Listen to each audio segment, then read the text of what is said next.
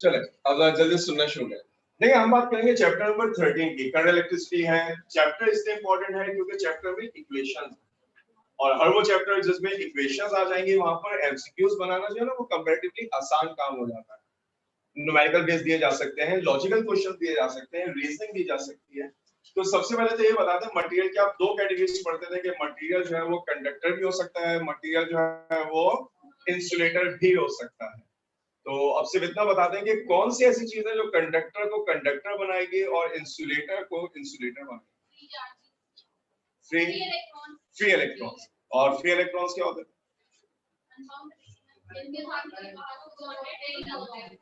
मेरा ये ख्याल है कि तमाम एप्टीट्यूड में सबसे इंटेलिजेंट क्लास ये वाली है, मेरा ऐसा ख्याल है। इस क्लास में बच्चे भी सबसे ज्यादा है।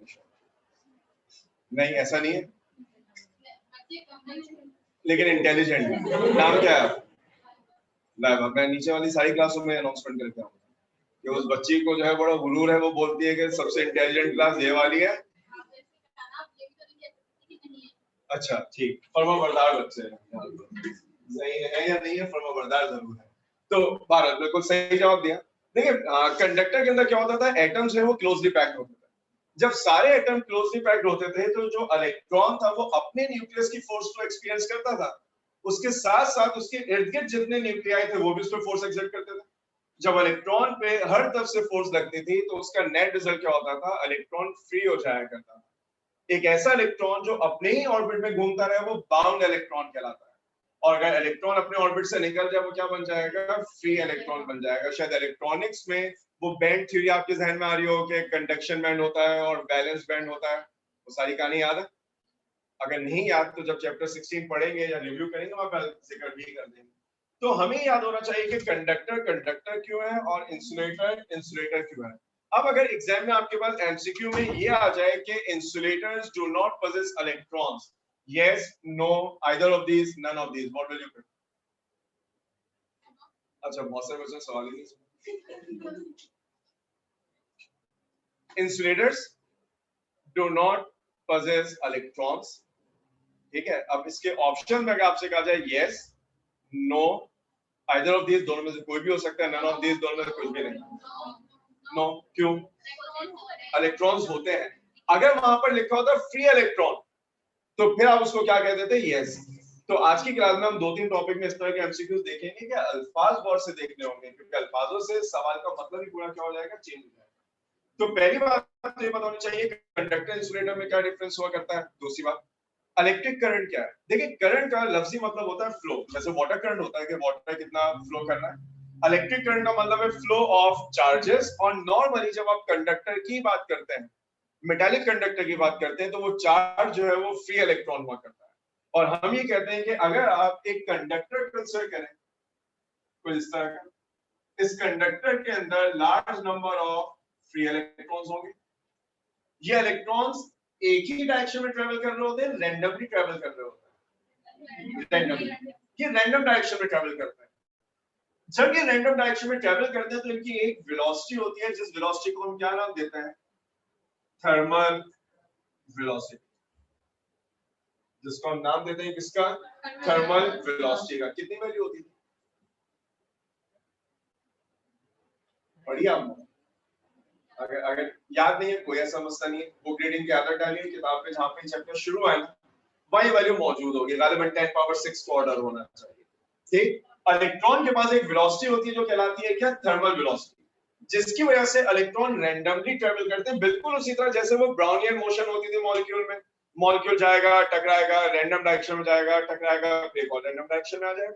ये इलेक्ट्रॉन भी ठीक उसी तरह जो है वो रैंडम डायरेक्शन में क्या करते हैं, ट्रेवल विद थर्मल वेलोसिटी। अगर आप चाहते हैं कि तमाम इलेक्ट्रॉन एक ही डायरेक्शन में आ जाए तो क्या करते थे,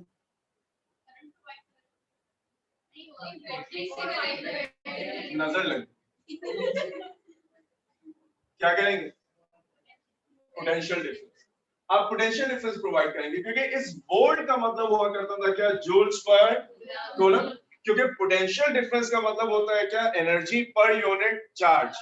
याद रखिएगा, per unit charge, unit charge का मतलब एक इलेक्ट्रॉन नहीं होता। मैंने इलेक्ट्रोस्टैटिक्स में ये बात बताई थी कि जब आप 1 कूलम चार्ज की बात करेंगे तो उसका मतलब जो है वो शायद वैल्यू याद रहेगी, 6.3 6.8, 18 के आसपास वाली वैल्यू कि 1 कूलम चार्ज के लिए इतने इलेक्ट्रॉन चाहिए होते हैं। तो जूल्स पर कूलम का मतलब है ये बैटरी 1 जूल एनर्जी देगी 1 कूलम ऑफ चार्ज को। जब इलेक्ट्रॉन को एनर्जी मिलेगी तो इन इलेक्ट्रॉन को एक एडिशनल वेलोसिटी मिल जाएगी। उस वेलोसिटी का नाम क्या था? Drift velocity. उस वेलोसिटी का नाम हुआ करता था क्या? Drift velocity. और जिसकी वैल्यू या जिसको ऑर्डर जो है वो अगर मुझे गलत याद नहीं तो 10 पावर -2 के आसपास बुक के अंदर दोनों वैल्यूज मौजूद हैं। बेहतर ये होगा जो बुक की वैल्यू है उस वैल्यू को याद कर लीजिए, आपके काम आएगी। तो एक थर्मल वेलोसिटी है, एक ड्रिफ्ट वेलोसिटी है। जैसे इलेक्ट्रॉन को ड्रिफ्ट मिलेगा वो सारे इलेक्ट्रॉन एक ही डायरेक्शन में आ जाएंगे। जब सबकी डायरेक्शन सेम बन गई तो वो सब के सब एक ही डायरेक्शन में जाना है। नतीजा क्या निकलेगा? करंट जनरेट होगा, क्योंकि इलेक्ट्रिक करंट का मतलब है फ्लो ऑफ चार्जेस। और आप क्या कहते थे? वो अमाउंट ऑफ चार्ज जो per unit time cross section से पास होगा वो कहलाएगा क्या? Electric current. इलेक्ट्रिक करंट क्या है? वो अमाउंट ऑफ चार्ज जो कंडक्टर के क्रॉस सेक्शन से 1 सेकंड में गुजर जाए वो इलेक्ट्रिक करंट है। तभी तो वो पूरी आपको लॉजिक याद होगी कि अगर टाइम 1 सेकंड होगा तो आई जो है वो क्यू के बराबर होगा। अगर टाइम जो है वो 2 सेकंड होगा तो आई जो है वो क्यू ओवर 2 के बराबर होगा। क्योंकि आप उस चार्ज को करंट मानते हैं जो 1 सेकंड में जाए। अगर आपको 2 सेकंड का चार्ज गिवन है तो आपको क्यू को 2 से डिवाइड करना पड़ेगा। अगर 3 सेकंड का चार्ज गिवन है तो आप क्यू को 3 से डिवाइड करें। यूनिट इसका बना करता था कूलम पर सेकंड, जिसको हम नाम देते थे किसका? एम्पियर। सारी बातें याद आ गई। अब आपसे कहा जा सकता है डिफाइन 1 एम्पियर। तो अब यहाँ पे एक बात सीखना है। 1 joule, 1 newton, 1 watts, 1 volt, 1 ampere, ये सारे यूनिट्स हैं। अगर आपसे कहा जाता है कि आप किसी यूनिट को डिफाइन करें तो लॉजिक हमारे जहनों में, अगर मुझसे कहा जाएगा आज के डिफाइन 1 एम्पियर तो मैं सबसे पहले ये रिकॉल करूंगा कि एम्पियर किस क्वांटिटी का यूनिट है और एम्पियर यूनिट किसका? करंट का। मैं करंट का जो है वो फॉर्मूला लिख दूंगा, I is equal to Q over T। सारी वैल्यूज को जो है वो 1 कर दीजिए। अगर मैं सारी वैल्यूज को 1 कर दूं तो ये बनेगा 1 ampere equal 1 coulomb over 1 second. When charge of 1 coulomb is passing through cross section of a conductor in 1 second, then current will be 1 ampere। ठीक। अच्छा, हम कंडक्टर के बारे में कहते हैं कि कंडक्टर में फ्री इलेक्ट्रॉन्स होते हैं, वो मूव करते हैं। अब फॉर एग्जांपल अगर मैं एक पीस ऑफ वायर ले लूं, अगर मैं एक पीस ऑफ वायर लूं और उस पीस ऑफ वायर को दोनों एंड से होल्ड कर लूं, व्हाट डू यू थिंक? क्या मुझे कोई करंट फील होगा? नहीं। क्यों? क्योंकि पोटेंशियल डिफरेंस है। क्योंकि पोटेंशियल डिफरेंस है। क्योंकि जब तक पोटेंशियल डिफरेंस नहीं होगा इलेक्ट्रॉन रैंडम होंगे। अब एग्जाम में एक एमसीक्यू आता है, शायद आपकी नजरों से भी गुजरा, कि if we have a copper wire and if we hold it from both ends there won't be any current। तो अब उसकी कुछ जस्टिफिकेशन लिखी हुई होती है। Number 1, because current is very small, ये नहीं हो सकता। Number 2, all the electrons are flowing in one direction, ये भी नहीं हो सकता। number of electrons flowing in one direction is equal to the number of electrons flowing in exactly opposite direction, ये भी नहीं। नहीं तो फिर तीसरा वाला सही नहीं था क्या? मैं तो अपनी पूरी जिंदगी इसको सही मानता आया हूँ। अब आप लोगों को पसंद नहीं आया, मैं रिपीट कर सकता हूँ। Number of electrons flowing in one direction is exactly equal to the number of electron flowing in exactly opposite direction. तो सही नहीं था? सही था ना? ठीक है, पिछले 25 साल से यही सही मानता आया। आप लोगों ने नो कहा तो मैं भी एक लम्हे के लिए ना परेशान हो गया। तो ये सही है, क्योंकि जितने इलेक्ट्रॉन लेफ्ट जा रहे हैं उतने ही राइट जा रहे हैं, दोनों कैंसिल हो जाएंगे। जितने अप जा रहे हैं उतने ही डाउन जा रहे हैं, दोनों कैंसिल हो जाएंगे। अगर 4 इलेक्ट्रॉन डायगोनली इस डायरेक्शन में गए तो 4 इलेक्ट्रॉन डायगोनली इस डायरेक्शन में जाएंगे। नेट फ्लो क्या बन जाएगा? 0। असल बात है नेट फ्लो। अगर आपके पास नेट फ्लो 0 बन गया तो करंट क्या बन जाएगा? 0। तो एक कॉपर वायर को होल्ड करने पर अगर आपको करंट नहीं लगता, इसका मतलब ये नहीं है कि करंट बड़ा स्मॉल है। इसका मतलब सिर्फ ये है कि इलेक्ट्रॉन्स भी हैं, फ्लो भी कर रहा है, but they are random in a manner that number of electrons flowing in one exactly equal to the number of electrons flowing in opposite direction। ठीक, अगर यहां तक बात जो है वो वाज़ेह हो गई तो एक बात तो भी नजर आ रही है कि करंट के लिए पोटेंशियल डिफरेंस का होना जरूरी है। वो पहला साइंटिस्ट जिसने करंट और पोटेंशियल डिफरेंस के रिलेशन को स्टडी किया कौन? ओम। और आपने ओम्स लॉ पढ़ा, और आप ओम्स लॉ के बारे में क्या जानते थे? आप ओम्स लॉ के बारे में जानते थे amount of current passing through a conductor is directly proportional to potential difference across the conductor. और जब आप प्रोपोर्शनैलिटी को इक्वालिटी में कन्वर्ट करते थे तो ये क्या आ जाता था? कांस्टेंट। अच्छा, मैं शायद 2 दिन पहले जो है वो एक टर्म्स है इन क्लास में पढ़ा रहा, तो वहां पर मैंने बच्चों से पूछा था ये कांस्टेंट क्यों आता है, और फिर मुझे पूरा समझाना पड़ेगा। यहाँ तो माशाल्लाह से बहुत ज़हीन बच्चे हैं, तो ये कांस्टेंट क्यों आता है? जब प्रोपोर्शनैलिटी होती है तो इक्वल्स टू कांस्टेंट आता है। नहीं, ये तो सही है, क्यों आता है? रूल है। पोटेंशियल डिफरेंस ना पूरा करंट भी चेंज नहीं होगा, उसमें थोड़ा सा रेजिस्टेंस आती है वायर की। वो अच्छी रिपीट कर रही है, नहीं ऐसे मजाक किया। I is equals to constant times V। देखिए अब मैं जनरली समझा देता हूँ, क्योंकि अब पेपर में वो एक रीजनिंग वाला पार्ट भी आ गया है, तो बहुत मुमकिन है कि कभी आपसे जो है उस तरह की रीजनिंग पूछ ली जाए। देखिए जब आप कहते हैं टू क्वांटिटीज आर प्रोपोर्शनल, तो पहली बात तो ये कि इससे मुराद होती है डायरेक्टली प्रोपोर्शनल।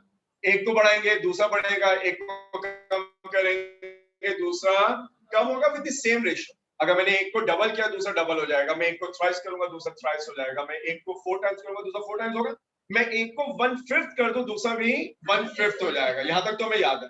अब देख, अगर मैं आपसे कहूं कि मेरे पास A है, B है and they are directly proportional, और फिर मैंने कहा कि A की वैल्यू 1 थी, B की वैल्यू 2 थी, मैंने क्या किया? मैंने A को डबल कर दिया, तो फिर B को भी क्या हो जाना चाहिए? यानी 4। मैंने A को थ्राइस कर दिया, तो B को भी क्या हो जाना चाहिए? थ्राइस। मैंने A को 5 टाइम्स कर दिया, तो B को भी क्या हो जाना चाहिए? 5 टाइम्स यानी 10। इस बात को मानना है, क्योंकि A is proportional to B। अब मेरे दिल में ये आया कि मैं प्रोपोर्शनैलिटी को उठा के क्या लगा दूं? इक्वालिटी। सही है। तो अब मैंने कहा था कि यहाँ पे कांस्टेंट लगाना पड़ता है। क्यों लगाना पड़ता है? कौन इस बात को मानेगा 1 is equal to 2, 2 is equal to 4, 3 is equal to 6, 5 is equals to 10? क्या ये बात सही है? नहीं। यानी जब आप प्रोपोर्शनैलिटी को इक्वालिटी कहते हैं तो जरूरी नहीं कि वो बराबर भी हो, उन्हें बराबर बनाना पड़ेगा। कैसे? अगर मैं यहाँ पर एक नंबर लिख दूं हाफ, तो 2 से 2 क्या हो जाएगा? कैंसिल। देख ले 1 = 1, सही है। अगर मैं एक नंबर यहाँ पर लिख दूं हाफ, तो 4 2 से कैंसिल होगा, 2 आंसर आ जाएगा। अगर मैं यहाँ पर लिख दूं हाफ, 3 आएगा। अगर मैं यहाँ पर लिख दूं हाफ, 5 आएगा। कोई बात समझ में आ रही है? जब हम कहते हैं two quantities are directly proportional, it doesn't mean they are equal. Proportional होना और है, इक्वल होना और है। इक्वल बनाने के लिए आपको कोई ना कोई कांस्टेंट लिखना पड़ेगा, लेकिन कभी कभार ऐसा भी हो जाता है कि जो क्वांटिटीज प्रोपोर्शनल है वो बराबर भी बन जाती हैं। कोई मिसाल देंगे? कोई ऐसी इक्वेशन जहां पर कांस्टेंट लगाने की नौबत ही नहीं आई, और अपनी आदत से मजबूर होकर लगाया तो 1 लगा दी। बहुत सारी।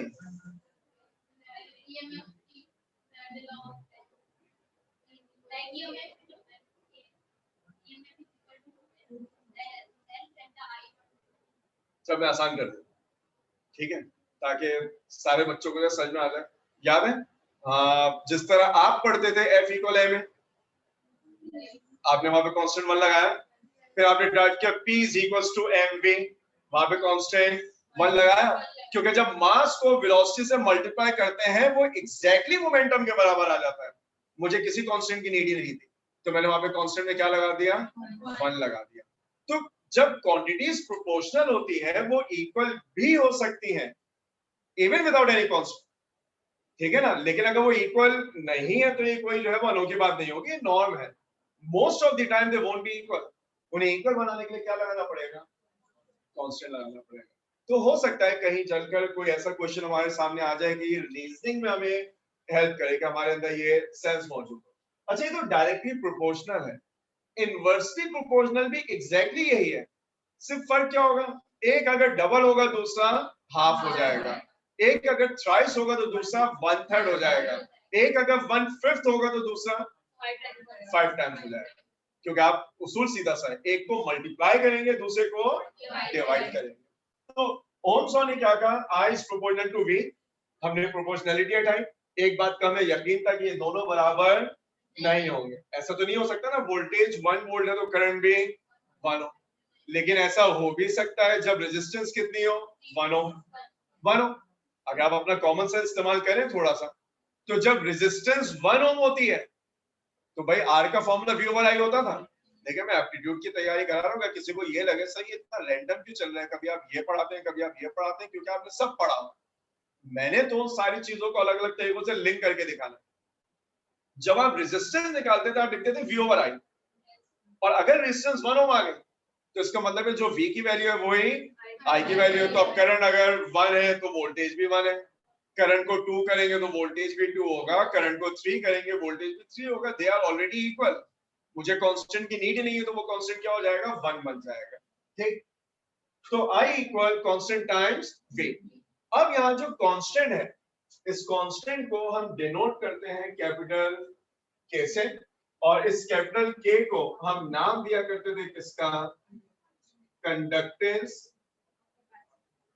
Of a conductor. इसको हम नाम देते हैं कंडक्टेंस ऑफ अ कंडक्टर। अच्छा, कंडक्टेंस का मतलब है क्या, मटेरियल की वो टेंडेंसी जिससे वो चार्ज को कैरी करवा लेगी। लेकिन हमारा अकीदा ये है कि मटेरियल की टेंडेंसी कंडक्टेंस नहीं होती, बेसिकली वो एक और प्रॉपर्टी है जिसको नाम दिया जाता है क्या, रेजिस्टेंस। जो असल प्रॉपर्टी है, वो असल प्रॉपर्टी क्या है, रेजिस्टेंस ऑफ अ कंडक्टर। जो मैंने जुमला इस्तेमाल किया मैं इसकी थोड़ी सी वजाहत करूं। जब आप एक पीस ऑफ वायर लेते हैं तो उसमें रेजिस्टेंस कैसे आती होगी, इलेक्ट्रॉन ने चलना शुरू किया, लेट्स से ये इलेक्ट्रॉन, मैं अलग बना, ये इलेक्ट्रॉन चलेगा, किसी न्यूक्लियस से कोलाइड करेगा, डिफ्लेक्ट हो जाएगा, फिर कोलाइड करेगा, फिर डिफ्लेक्ट हो जाएगा, फिर कोलाइड करेगा, इधर डिफ्लेक्ट हुआ, यहां से यहां आ गया।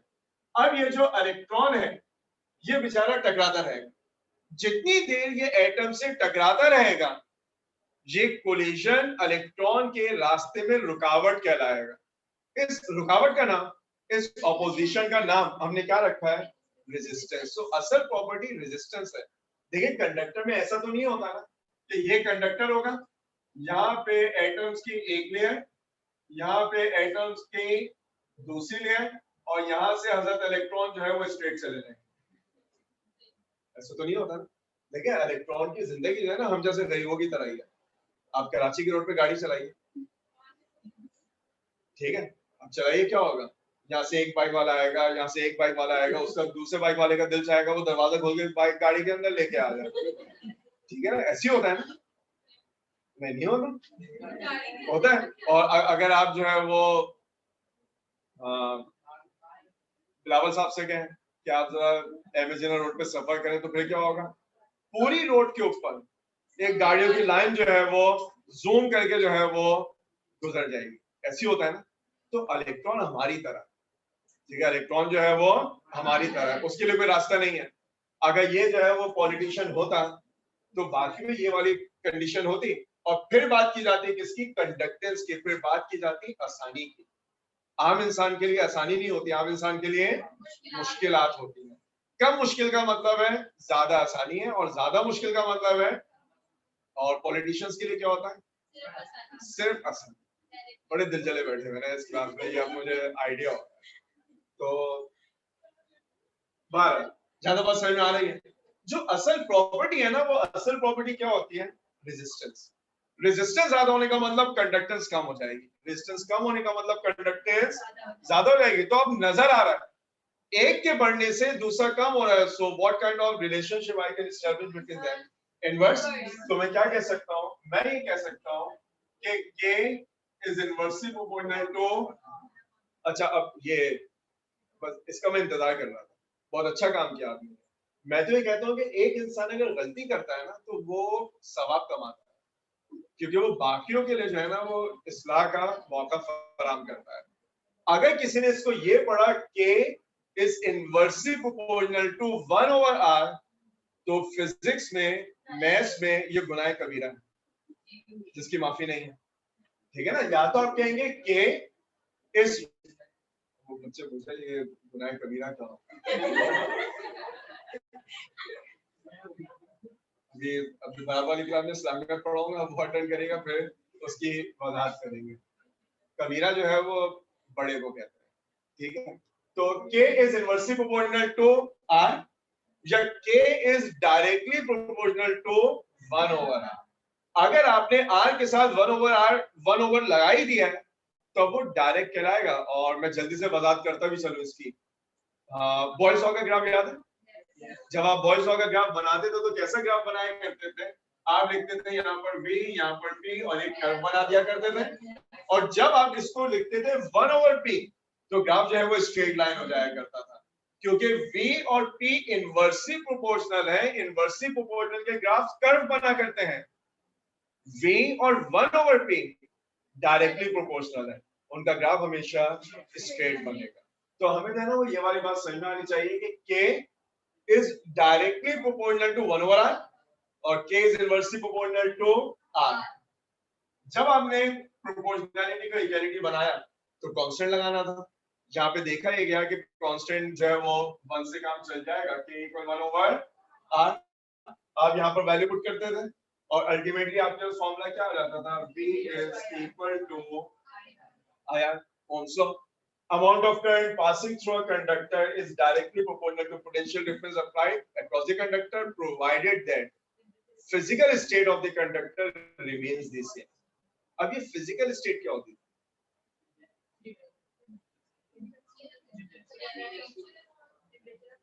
टेम्परेचर वो और वो नोट कर लो, ठीक है ना। एप्टीट्यूड में सवाल आएगा तो आप जो है वो ऑप्शन ए में लिखा होगा टेम्परेचर, बी में लिखा होगा वो और सी में भी वो। ये देखिए फिर अभी तक हम उस वोल्ट के करीब ही घूम रहे हैं ना। एक टेम्परेचर होता था, बाकी तो क्या होते थे? प्रेशर। माशाल्लाह, नजर जो है ना वो बुरी तरह लग गई है। चलो मैं बताइए जल्दी से, फिजिकल स्टेट टेम्परेचर, उसके तो पीछे बहुत देर से पड़े हुए ना। टेम्परेचर मैं भी मना नहीं कर रहा, मैं कसम खाने को तैयार हूं कि temperature is physical, one of the physical states. बाकी तो क्या थे?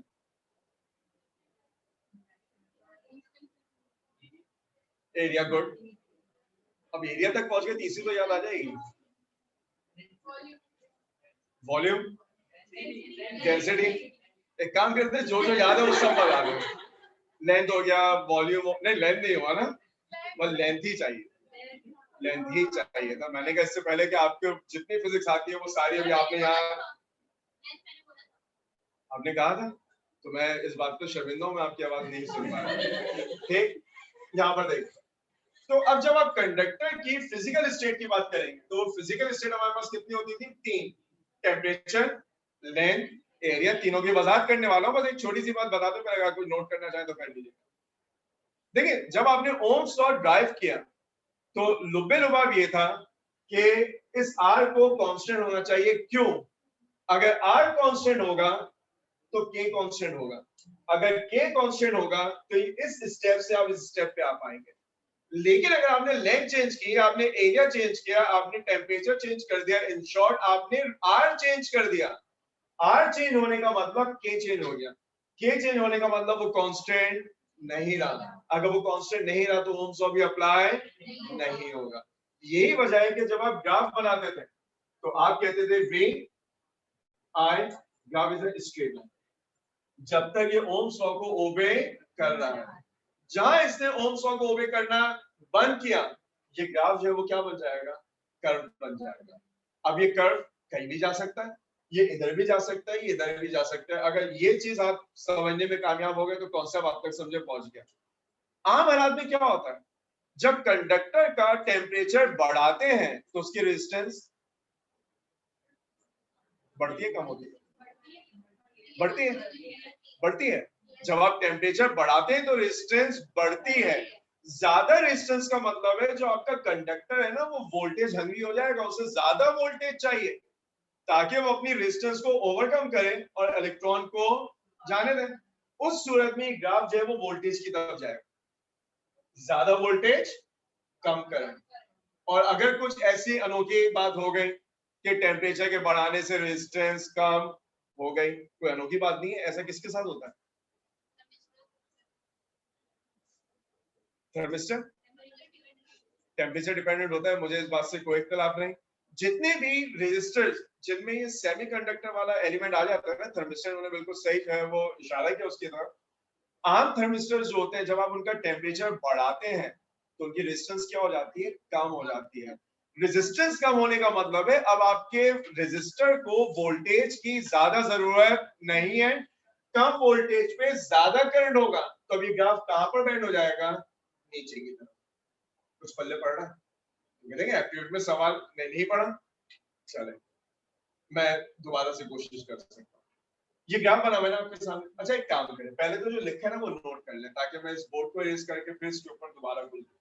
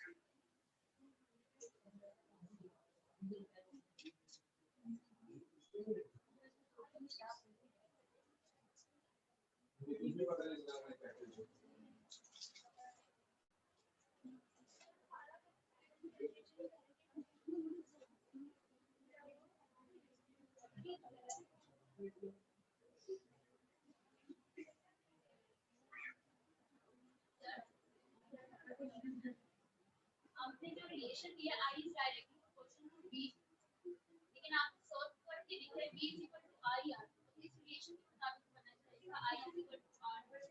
नहीं, इसका मतलब ये होगा कि आपने मेरी बात नहीं सुनी। ये देखो मैंने असल में ना बीच में जगह भी इसलिए छोड़ दी, मैं मुझे उम्मीद थी कोई ना कोई सवाल करने वाला। I is equal to KB, K किसके बराबर है? 1 over R के। तो फिर क्या ये कुछ ऐसा नहीं बनेगा V is equal to in fact I is equals to 1 over R times V, और फिर R वाला के मल्टीप्लाई होगा, so V equal I। ये बात तो कितना वोल्टेज लगाते हैं उतना करंट आता है, तो वोल्टेज को डायरेक्टली प्रोपोर्शनल होता है। अब आप देखें ना बोल क्या रहे हैं और आप लिखवाना क्या चाह रहे हैं। जितना वोल्टेज बढ़ाते हैं उतना करंट आता है, तो फिर डिपेंडेंट कौन हुआ? करंट डिपेंडेंट है ना किसके ऊपर? वोल्टेज पे। तो फिर मुझे क्या कहना चाहिए? नहीं, I is directly proportional to B।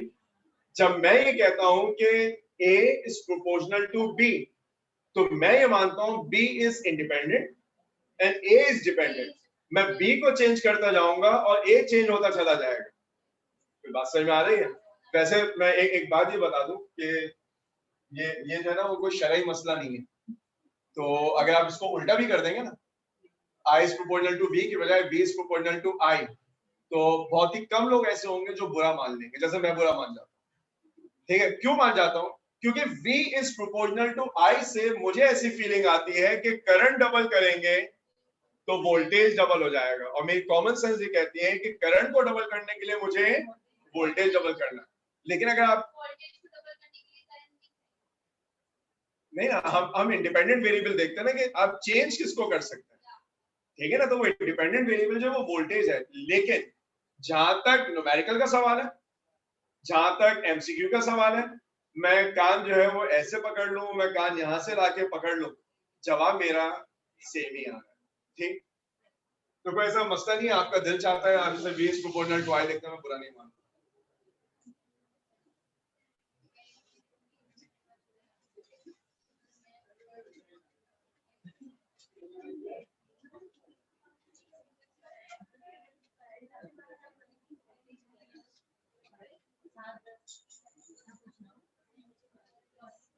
7:10 नहीं मिले, 7:13 आप लोग मुझसे ज्यादा टाइम गिन, जिसको बीतती है उसे पता होता है। मैं आप लोग से ज्यादा टाइम पाबंदी से गिन रहा हूँ। 7:14 पूरे क्यों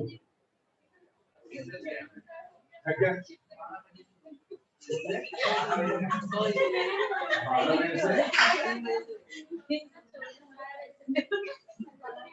सिर्फ सबसे बड़ी मजबूरी है कि सब रिकॉर्ड हो जाए, मैं इसकी वजाहत कर सकता हूँ।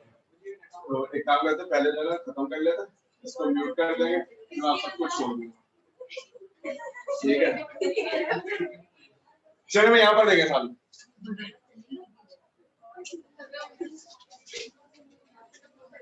15 मिनट की है। नहीं 1 मिनट। चलो यहाँ देखें और अब जल्दी सुन, देखिए मैं बात कर रहा था ग्राफ के हवाले से। अगर मैं ग्राफ प्लॉट करूं बिटवीन V एंड I, जो ओमिक कंडक्टर्स होते हैं, ओमिक कंडक्टर्स उन कंडक्टर्स को कहा जाता है जो ओम्स लॉ को रिलीजियसली फॉलो करते हैं। यानी रिलीजियसली फॉलो करने का मतलब यह है कि बिल्कुल पाबंदी के साथ उसको फॉलो करेंगे। उनका ग्राफ हमेशा कैसा बनेगा? Straight line passing through origin. अच्छा, जहां ओम्स लॉ डिसओबे हुआ, इस ग्राफ को कर्व हो जाना है। मैं सिर्फ ये कहना चाह रहा था कि आप इस कर्व को दोनों तरीकों से बना सकते हैं। ये कर्व होके इधर भी जा सकता है और ये कर्व होके इधर भी जा सकता है। ये इस बात पर डिपेंड करता है कि रेजिस्टेंस का बिहेवियर क्या है, रेजिस्टेंस का बढ़ते हुए टेम्परेचर पे रिस्पॉन्स कैसा है। क्या मतलब हुआ इसका? मुझे मालूम है R बराबर होता है V ओवर I के, और अब आपको मेरे ख्याल से आप लोगों ने प्रैक्टिकल मुझे पता नहीं परफॉर्म किया या नहीं, वो स्लोप निकाला करते थे, ग्रेडियंट। आप ग्रेडियंट कहें, आप उसे स्लोप कहें, एक ही बात है। आप ग्रेडियंट निकालते थे, स्लोप निकालते थे। इस ग्राफ का जो ग्रेडियंट है वो रेजिस्टेंस के बराबर। अब अगर आप यहां देखेंगे तो आपको नजर आ रहा है कि ग्रेडियंट इज इंक्रीजिंग, यानी R इज इंक्रीजिंग। और अगर आप इसको देखेंगे तो ग्रेडियंट इज डिक्रीजिंग, इसका मतलब R इज डिक्रीजिंग। तो अगर कंडक्टर की रेजिस्टेंस टेम्परेचर के बढ़ाने से बढ़ रही है तो इस ग्राफ को ऊपर की तरफ बेंड होना है, और अगर टेम्परेचर बढ़ाने से रेजिस्टेंस कम हो रही है तो इस ग्राफ को नीचे की तरफ बेंड होना है। कुछ बात वाज़ेह हो रही है? अच्छा, अब ये इसे ऊपर और नीचे याद ना रखिए, क्योंकि कभी कभार वो आपको जो है ना वो डॉज दे देंगे। कैसे? वो I को रख देंगे यहाँ पर और V को रख देंगे यहाँ पर। तो मैंने जो पहले लॉजिक बताई थी ना, वो मेरे नजदीक ज्यादा बेहतर थी। जब रेजिस्टेंस बढ़ती है तो रेजिस्टर वोल्टेज हंग्री हो जाता है, उसे और ज्यादा वोल्टेज चाहिए रेजिस्टेंस ओवरकम करने के लिए। तो जो कर्व है वो वोल्टेज की तरफ चला जाएगा, और जब रेजिस्टेंस कम हो जाती है तो उसे वोल्टेज की नीड नहीं है, वो कम वोल्टेज पे भी ज्यादा करंट गुजरवा लेगा, तो वो करंट की तरफ चला जाएगा। तो वो मेरे नजदीक ज्यादा बेहतर इंटरप्रिटेशन थी। अगर बात समझ में आ गई तो पहले पूरी होगी। अब से मैं सामने देखिए, जब आप लव इस्तेमाल करते थे physical state of a conductor, तो फिजिकल स्टेट ऑफ कंडक्टर में हमने 3 चीजें रखी है। एक है हमारे पास लेंथ, एक है एरिया और एक है टेम्परेचर। अगर मेरे पास एक कंडक्टर ये हो 1, एक कंडक्टर ये हो 2 और एक कंडक्टर ये हो 3, कॉमन सेंस इस्तेमाल करें। अगर इलेक्ट्रॉन चलना शुरू करें तो किस इलेक्ट्रॉन की जिंदगी सबसे ज्यादा मुश्किल? 2 की। क्यों?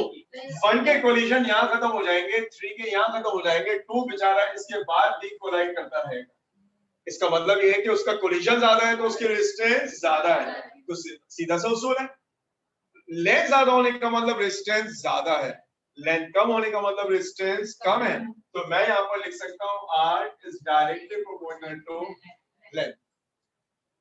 एक कंडक्टर ये रहा, दूसरा कंडक्टर ये रहा और तीसरा कंडक्टर ये रहा। मैंने तीनों की लेंथ को आइडिया की कोशिश की कि आपको एक जैसी लगे। फर्क है इनके क्रॉस सेक्शनल एरिया में। क्या ख्याल है, किसकी रेजिस्टेंस को कम होना चाहिए?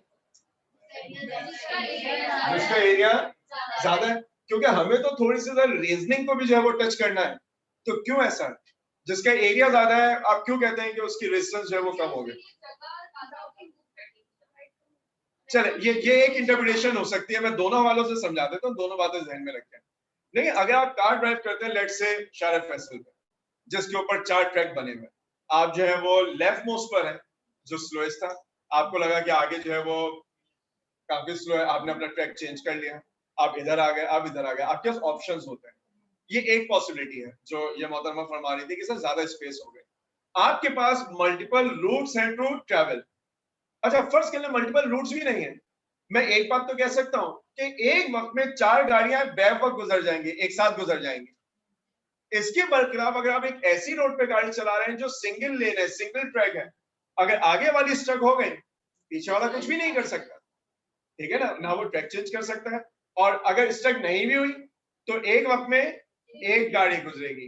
तो क्या मैं कह सकता हूं कि नैरो वायर में कंजेशन ज्यादा है, इलेक्ट्रॉन का दम घुटता होगा, ठीक है, इसमें मल्टीपल पास है। और ना सिर्फ ये, जो फ्लो ऑफ इलेक्ट्रॉन है वो वाइडर में उसकी पॉसिबिलिटी ज्यादा है, क्योंकि मल्टीपल इलेक्ट्रॉन्स जो है वो ट्रेवल कर सकते हैं एक साथ, जबकि यहाँ पर एक। अब बराए मेहरबानी को ये ना बोले सर इलेक्ट्रॉन का साइज तो इतना सा होता है, वो तो इसमें से भी बहुत सारे गुजर जाएंगे, मैं सिर्फ कंपैरिजन की बात कर रहा हूँ कि इसके मुकाबले में यहाँ पर ज्यादा इलेक्ट्रॉन क्या हो जाएंगे, ट्रेवल कर जाएंगे। बात समझ में आ गई? अच्छा, अगर ये बात समझ में आ गई तो फिर रेजिस्टेंस में और एरिया में क्या रिलेशन बन गया, इनवर्स। टेम्परेचर को हम थोड़ी देर बाद जो है वो टच करेंगे, क्योंकि टेम्परेचर और रेजिस्टेंस डायरेक्टली लिंक नहीं है, जो क्वांटिटी लिंक है वो अब आ जाएगी। इन दोनों को कंबाइन कीजिए, R is proportional to L over A। हम प्रोपोर्शनैलिटी को इक्वालिटी बनाते हैं, एक कांस्टेंट आता है, दैट कांस्टेंट इज रो। अब देखना यहाँ पे कांस्टेंट 1 नहीं आया, दैट कांस्टेंट इज रो। और इस रो को हम क्या नाम देते थे, रेजिस्टिविटी और स्पेसिफिक रेजिस्टेंस का। बेसिकली टेम्परेचर के चेंज होने से ये रेजिस्टिविटी चेंज होती है। Resistivity is property of material of the conductor, resistance is the property of conductor. मुझे उम्मीद है कि आपने दोनों जुमलों के फर्क को समझा है। जब मैं रेजिस्टेंस कहता हूं वो कंडक्टर की प्रॉपर्टी है, जब मैं रेजिस्टिविटी कहता हूं, मैं स्पेसिफिक रेजिस्टेंस कहता हूं, वो मटेरियल ऑफ द कंडक्टर की प्रॉपर्टी है। और क्या प्रॉपर्टी है, एटॉमिक अरेंजमेंट।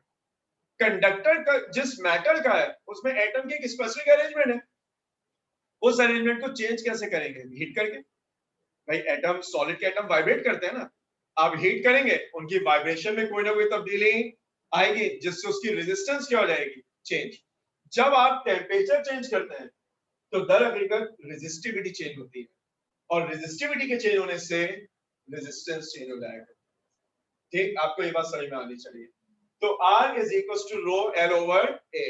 अब अगर कोई आपसे कहे इस रो को डिफाइन करो, तो वो क्वांटिटीज डिफाइन करने का आपने तरीका सीख रखा है कि पहले आप इक्वेशन बनाते हैं, log is equal to RA over L, और न्यूमरेटर की एक वैल्यू को छोड़ के सबको 1 करने के आदी होंगे आप लोग। तो आप क्या करेंगे, log is equal to R। मैंने एरिया को 1 स्क्वायर मीटर माना, मैंने लेंथ को 1 मीटर माना। आप क्या कहते थे, resistance of a conductor of unit length and unit cross sectional area is called specific resistance of material of the conductor। तो याद आ रहा है आपको, जो है वो इस रो की डेफिनेशन याद होनी चाहिए। वैसे इन दोनों चीजों को मिलाकर एक नाम और दिया जा सकता है, बिल्कुल ठीक है, मुझे इस पर एतराज नहीं है, और बेहतर कर सकते हैं इसे। वॉल्यूम भी कितना हो जाएगा, 1, देखिए ना, लेंथ भी 1 है, एरिया भी 1 है, तो वॉल्यूम भी कितना होगा, 1। और अब अगर मैं इसको थोड़ा सा बनाने की कोशिश करूं तो शायद कुछ इस तरह की सूरत हाल हो। एक क्यूब बनेगा जिसकी लेंथ भी 1 होगी, जिसका एरिया भी 1 होगा, यानी उसकी सारी डायरेक्शंस क्या होंगे, 1। तो इस ऑब्जेक्ट को हम क्या नाम देते हैं, मीटर क्यूब।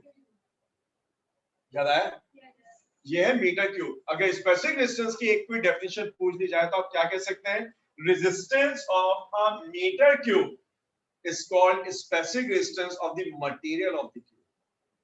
ये बात, resistance of a meter cube is called specific resistance of the material of meter cube।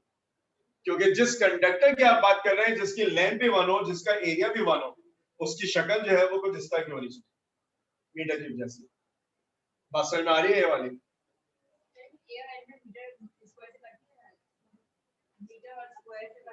काट दे, सो वो मीटर रहेगा। अब हम जो है वो वॉल्यूम तो कैलकुलेट नहीं कर रहे हैं ना, हम तो ये कह रहे हैं कि अगर आप मीटर क्यूब लें, उसकी जो रेजिस्टेंस होगी वो उस मटेरियल की स्पेसिफिक रेजिस्टेंस होगी। अब आप वाली बात सर 1 मीटर बचा तो स्पेसिफिक रेजिस्टेंस का यूनिट क्या होता था, ओम मीटर, वो इस वजह से। लेकिन जो कंडक्टर की शक्ल होगी वो मीटर क्यूब हो जाएगी। तो हमें जो नहीं स्पेसिफिक रेजिस्टेंस वाली बात याद होनी चाहिए। बस आज की क्लास के लिए एक आखिरी बात, वो आखिरी बात ये, मैं कभी का झूठ भी बोलूं, ठीक है ना, तो ये आखिरी के बाद एक और भी, कितनी क्लासें बची?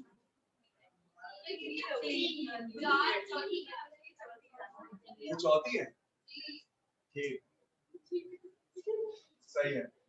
कोई कोई यानी ऐसी कोई बड़ी बात नहीं है, कोई 7वीं 8वीं क्लास होती तो चलो समझ में भी आता, यानी चौथी क्लास तो अब इंशाल्लाह 6 महीने बाद आप लोग जो है वो मेडिकल कॉलेज में होंगे, सुबह 8 बजे से लेके 4 बजे तक आप यूनिवर्सिटी में जो है वो पढ़ रहे होंगे। वो बीच में कितनी दफा पढ़ा यूनिवर्सिटी जाके? ये अलमिया है हमारा, जो चीज हमने देखी नहीं ना उसके बारे में हमारी ऐसी जय्यत राय होती है, ऑथेंटिक ऐसा होगा। बेटा दूर के ढोल सुहाने होते हैं। जिस दिन जाएंगे ना और करीब से सुनेंगे तो ये कान जब दर्द करेंगे ना तो फिर आपको पता चलेगा। मैं मुहावरे का मतलब भी समझा रहा हूँ, जो कहते हैं ना दूर के ढोल सुहाने हैं। जब तक ढोल अब ये नहीं मेरे ऊपर अप्लाई करें सर, जब तक दूर था तो ठीक था, करीब आने के बाद पता चला कि भारत, यहाँ देखें, मैं ये कह रहा था कि मैंने एक जुमला बार बार इस्तेमाल किया, resistance is characteristic of conductor, resistivity is characteristic of material of conductor.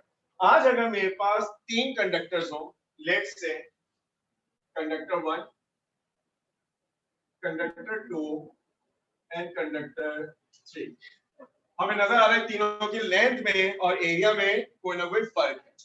ये तीनों जो है वो कॉपर के बने हैं, ठीक है। बता सकते हैं इनकी रेजिस्टेंस और इनकी रेजिस्टिविटी के बारे में क्या राय कायम करूं? इन सब की रेजिस्टेंस डिफरेंट होगी और रेजिस्टिविटी भी डिफरेंट होगी। इन सब की रेजिस्टेंस डिफरेंट होगी, रेजिस्टिविटी सेम होगी, क्योंकि तीनों कॉपर है। देखिए अब ये मसला हो जाता है अगर आप सवाल जो है ना वो गौर से ना सुने। जो सवाल मैंने किया उस सवाल का जवाब होना चाहिए था नॉट इनफ इंफॉर्मेशन।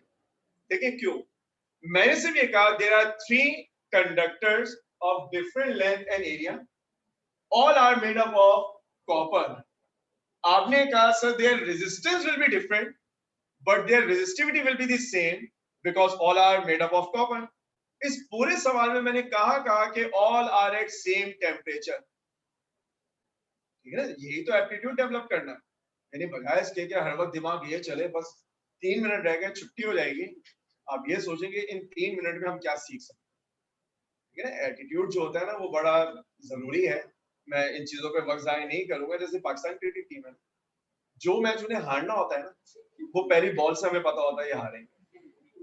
उनकी अप्रोच बताती है, उनकी बॉडी लैंग्वेज बताती है कि हम फील्ड में हारने के लिए आए। और जिस दिन उन्हें जीतना होता है ना वो आखिरी बॉल पे भी आपको जीत के दिखा देते हैं। एटीट्यूड बड़ा इंपॉर्टेंट है। अगर 15 मिनट पहले बच्चे की हालत यह सर अल्लाह के वास्ते छोड़ दे, तो हम तो 40-42 साल के हो गए, हमने कभी इंसानों को तो यूं करके नहीं छोड़ा, ठीक है ना। कभी कोई पेट नहीं रखा गया, तभी मैंने कहा था मजाक कर दूंगा, बात नहीं मैं क्रॉप करवा। तो अगर मेरा सवाल ये होता कि 3 conductors of different length and area all are made up of copper at same temperature, then all must be having different resistances but same specific resistance. लेकिन अगर टेम्परेचर मेंशन नहीं है no one can decide। आपका जवाब होना चाहिए not enough information। कुछ बात समझ में आ रही है? देखिए सवाल कोई वो ऐसा नहीं सवाल होगा कि वो कहीं से खोद के सवाल लाएंगे कि ये बच्चे ने देखा होगा। जो सवाल आएगा वो आपने देखा हुआ होगा। मोस्ट ऑफ द टाइम मेरा मानना यह है सवाल आसान होता है, हम सवाल पूरा पढ़ने के आदी नहीं। हम में से मेजॉरिटी का ये प्रॉब्लम है, यानी मेरा भी रहा होगा, ठीक है, मेरा भी रहा होगा जब मैं आपकी एज में होऊंगा कि हम जो है हमने आधा सवाल पढ़ा ना, हमें ऐसा लगा कि बस अब सब हमें आ गया। आप सवाल पूरा पढ़िए, फिर सोचिए, यही तो एप्टीट्यूड आपने डेवलप करना है। अगर वो कहते हैं कि सेम टेम्परेचर, तो फिर स्पेसिफिक डिस्टेंस क्या होगी? सेम। लेकिन अगर डिफरेंट टेम्परेचर है फिर सेम नहीं होगी। ये सेकंड लास्ट बात। अब आज की क्लास की आखिरी बात, मेरे पास एक कंडक्टर है। अच्छा, मेरे अंदर में एक आदत है, मैं पहले से बता देता हूँ, मुझे लोगों के अगेंस्ट आना पसंद है। जिस दिन आप बोलेंगे ना सर प्लीज पढ़ाएं, तो और कभी ना मेरा दिल चाहता है यार बच्चे ही जो हैं क्या बोल रहे हैं, 5 मिनट एक्स्ट्रा ही पढ़ाने को बोल रहे हैं ना, हमारा क्या जाए। तो अब यहाँ देखिए मेरे पास ये कंडक्टर है। भाई आज के लिए आखिरी सवाल है, यहाँ पर लेंथ जो है वो L, इसका एरिया जो है वो A, जब इसकी रेजिस्टेंस निकालता हूं तो वो कितनी आती है R। अगर मैं आपसे ये कहूं कि मैंने इस कंडक्टर को स्ट्रेच किया और मैंने इसकी लेंथ को बढ़ा के क्या कर दिया, डबल। अब सर जुमला गौर से सुनिएगा, जब आप कंडक्टर को स्ट्रेच करते हैं तो एक बात तय है, लेंथ तो डबल हो जाएगी, एरिया हाफ हो जाएगा, हाफ हो जाएगा। भाई कंडक्टर का वॉल्यूम तो फिक्स है ना। आप मुझे एक बात बताइए, जो वॉल्यूम होता है उसे तो आप चेंज नहीं कर पाएंगे ना। अगर मैं एक कॉपर वायर लूं, उसे खींच दूं, तो जो वॉल्यूम था उसे वही रहना चाहिए। यानी आइडियली तो ये होना चाहिए ना कि अगर मैंने लेंथ को डबल कर दिया तो एरिया क्या हो जाए, हाफ। अगर मैं लेंथ को थ्राइस कर दूं तो एरिया क्या हो जाए, 1/3, to keep the volume constant. तो समझ में आ रहा है क्या कह रहा हूं? अब दो सवाल यानी एक जैसे एमसीक्यूज है, मैं दोनों में थोड़ा सा फर्क है। अगर मैं आपसे कहूं मेरे पास एक कंडक्टर था, उसकी लेंथ L थी, एरिया A था, डिस्टेंस R थी, मैंने उसको स्ट्रेच किया कि लेंथ डबल हो गई, वॉल्यूम कांस्टेंट रहा। ये वॉल्यूम का कांस्टेंट होना आपको क्या बताना चाह रहा है कि आपके पास जो कंडक्टर है उसका एरिया क्या हो गया, हाफ। तो अब रेजिस्टेंस कितनी हो जाएगी? देखिए ना आप असल में आप जल्दी हो रही है बाहर निकलने की ना, इसलिए जवाब गलत हो गया। याद रखिए R is equal to rho L over A। मैंने लेंथ को डबल कर दिया, मैंने एरिया को हाफ कर दिया।